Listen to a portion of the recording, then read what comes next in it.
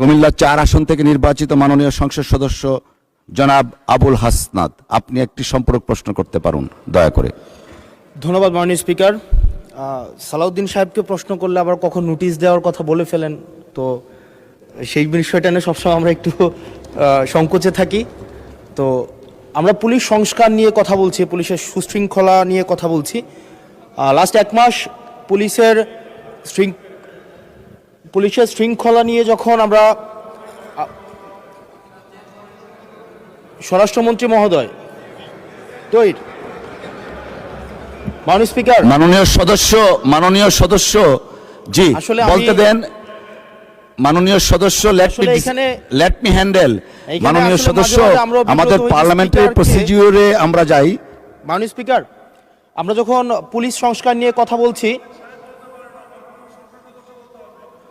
মাননীয় স্পিকার মাননীয় সদস্য আপনি দয়া করে বসুন। আমরা আশা করছি পরবর্তীতে আমরা সকল সদস্যগণ সংসদীয় যে নর্ম আছে, প্র্যাকটিস আছে, সেটা মেনে চলবো। Thank you. ইয়েস, থ্যাংক ইউ মাননীয় স্পিকার। মাননীয় স্পিকার, পুলিশ সংস্কার নিয়ে যখন আমরা কথা বলি বা পুলিশের যে বিষয়গুলো, তৃণমূলের কিছু পুলিশের অনেক সমস্যা রয়েছে ইনস্ট্রুমেন্টাল। যেমন পুলিশকে যখন তদন্ত করতে পাঠানো হয়, ওই তদন্তের খরচ কিন্তু থানা থেকে দেওয়া হয় না, আর যেটা দেওয়া হয় সেটা কিন্তু অপ্রতুল। আমরা যখন পুলিশকে একটা কাজ করতে দিচ্ছি কিন্তু বাজেট দিচ্ছি না, পুলিশে একটা কালচার প্রচলিত রয়েছে, সেটা হচ্ছে ম্যানেজ করে নাও। এই ম্যানেজ করতে গিয়ে দেখা যায় পুলিশ দুর্নীতির বিভিন্ন কাজে তারা কনভেনশনালি জড়িয়ে পড়ে।